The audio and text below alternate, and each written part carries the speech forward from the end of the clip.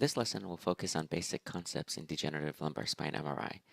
We're limiting this discussion to degenerative imaging of the spine as opposed to tumor imaging, since the pulse sequences and approach to interpretation are going to be different. First, we'll talk about typical MRI sequences and the planes of imaging, and then wrap up with an introduction to normal lumbar spine anatomy on MRI. Let's start with basic MRI pulse sequences. We're going to be very practical here and ignore the whole field of MRI physics for the sake of simplicity. The two basic pulse sequences we're going to talk about are T1 weighted images and T2 weighted images, and these are very simple. On T1 weighted images, which you can see right here and right here, fluid is going to be dark. On T2 weighted images, which you see right here, here, here, and here, fluid is going to be bright. In the spine, we're lucky that we have a very nice source of fluid, which is the cerebral spinal fluid, and we can easily look for that. And we can see that on T2 weighted images, the fluid is going to be bright, and on T1 weighted images, the fluid is going to be dark. You may have noticed that one of the T2 weighted images is different from the others. That's because fat suppression has been applied. In degenerative spine protocols, the fat suppression is typically applied to the T2 weighted images. You can tell that fat suppression has been applied by looking at the subcutaneous fat and marrow and seeing if it's bright or not. On non-fat suppressed images, subcutaneous fat is going to be bright. Marrow is going to be a little bit intermediate because of its combination of yellow and hematopoietic marrow. But subcutaneous fat is a very nice place to look for fat suppression. So on this non-fat suppressed T2 weighted image, we can see that the fat is bright. On this fat suppressed T2 image, we can see the fat is dark. So we can tell that fat suppression has been applied here. There's different ways of applying fat suppression. The common ones you'll see in degenerative spine imaging are fat saturation, which is sometimes abbreviated as FS or fat sat, and inversion recovery, which you'll see sometimes in the form of STIR, STIR, which is the case here, the IR standing for inversion recovery.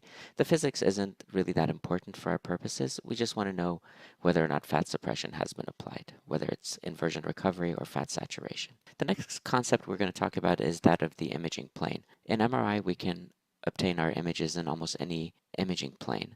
The most common ways you'll see your images are in the sagittal plane, which is what we have here on this T1 weighted sagittal image, this T2 weighted image right here, and this STIR image right here. Another common plane is the axial plane, which you can see exemplified here as we scroll up and down. And these are usually obtained just straight up and down or superior inferior. Another common imaging plane in degenerative imaging is the oblique axial plane, where the images are acquired oriented disc, which you can see right here. And as you go down, you can see the imaging plane changes a little bit, so you're a little bit more angled here. And as you come down for the discs, there the angulation is different. And this is to let us look at the disc and the structures at the level of the disc in a more anatomical plane. Every once in a while, you'll see coronal images. We don't have any here. A lot of places don't acquire them because of the trade-off between time and how much more diagnostic information is gained. Now let's talk about normal lumbar spine anatomy on MRI. The first thing I look at when I'm looking at a lumbar spine MRI is the vertebrae and their alignment, and the best place to look at this is on the sagittal images. Let's pop up the sagittal T1 weighted image and take a look here.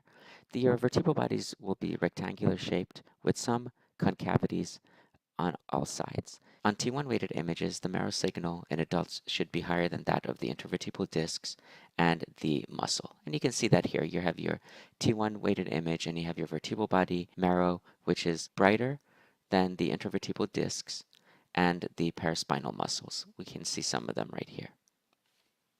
You can also see some linear and branching structures within the vertebral bodies. Here's a good example right here. You can see some of them branch out. These are the structures of the venous plexus of Batson, which in this case are subtle, but in some cases can be bigger and cause confusion. Here we can see a nice diagram of Batson's plexus. These are valvulus veins that are responsible for the distribution of spinal metastases that we see. So it's important to inspect these to make sure they're the right size and appearance.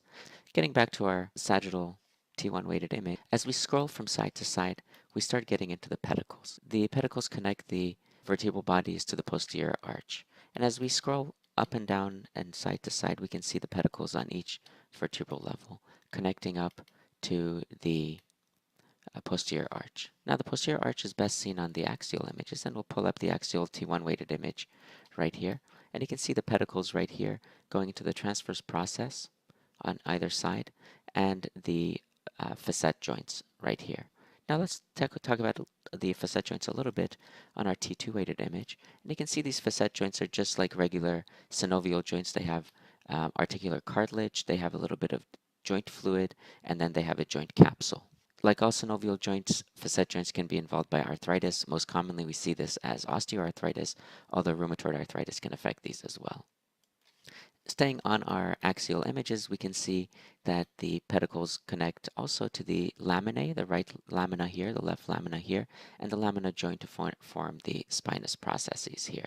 And the spinous processes you can see better on the sagittal images. Again, we'll pull up our T1 weighted image here, and you can see your pedicles going into your lamina, into the spinous process, and then the lamina on the other side getting into the pedicle on the other side.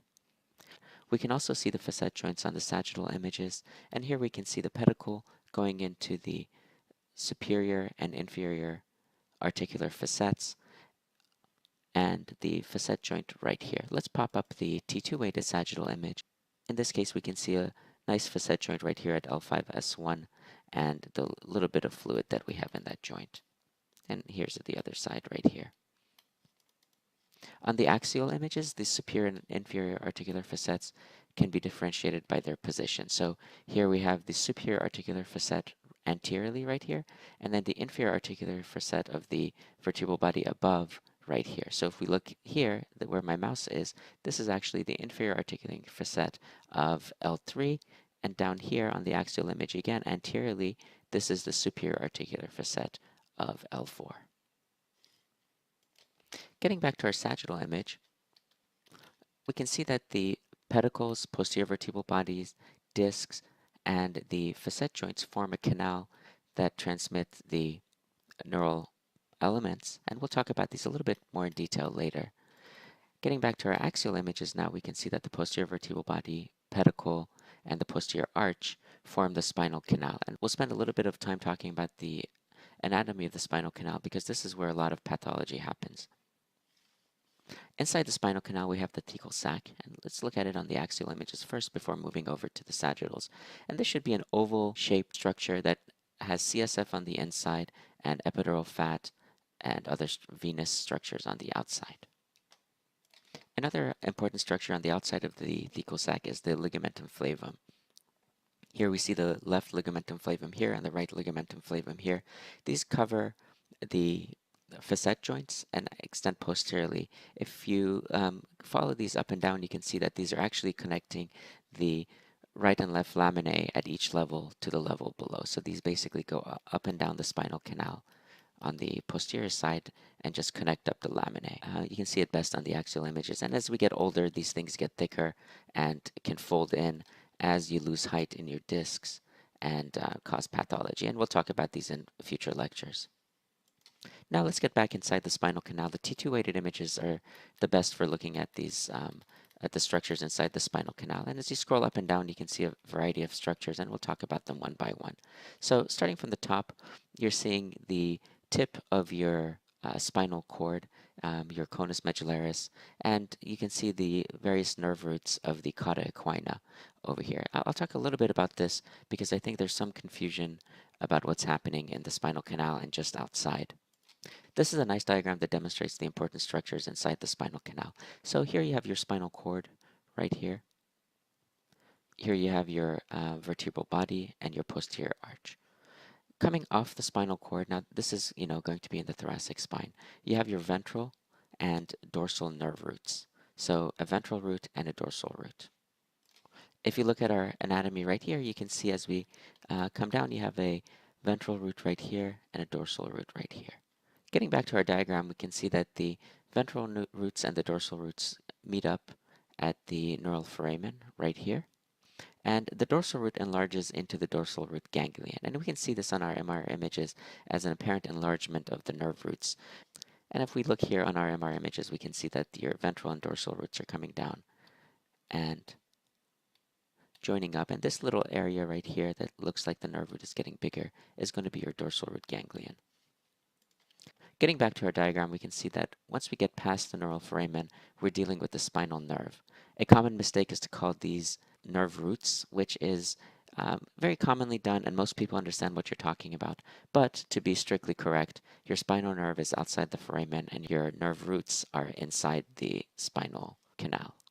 And then once we get outside the neural foramen, your spinal nerve quickly branches into anterior and posterior branches, and these can sometimes be hard to differentiate on MRI. Going back to our MR images, this time looking at the T1 weighted images, we can see the epidural fat, which is this bright stuff right here, and then we can see these dorsal root ganglia, and as we go outside the foramen, which is right here, we can see that these are forming the spinal nerves. And you can follow these for various lengths, depending on the nerve and the quality of our MR images. Here we can see the L5 nerve right here, right on the sacral promontory. Here we can see the L4 nerve. As we follow these up and down, we can kind of tell where they're going. Now let's go back up and take a look at our intervertebral discs. On T2 weighted images, our discs should have a nice bright signal. They're not going to be as bright as CSF just because there's other elements inside the discs other than just plain fluid. As you get older, more and more of this disc is going to be replaced by dark material like this. It's going to be an indication that the disc is losing its fluid content. And inside each disc, you might see a little cleft, a little dark line. This is the intranuclear cleft. This is the cleft inside the nucleus pulposus. That's why it's called the intranuclear cleft. Just pay attention to this, know what it looks like normally. It's usually not significant. The only time it'll become significant for us is in the setting of disc infections, discitis osteomyelitis as it's commonly known, and we'll talk about the disappearance of the intranuclear cleft in that setting later. Okay, so these are the main structures that you'll be assessing on your degenerative lumbar spine MRIs. This was just a brief overview. In future lessons, we're going to look at each of these structures in more detail and talk about abnormalities in these structures and how they can affect your patients.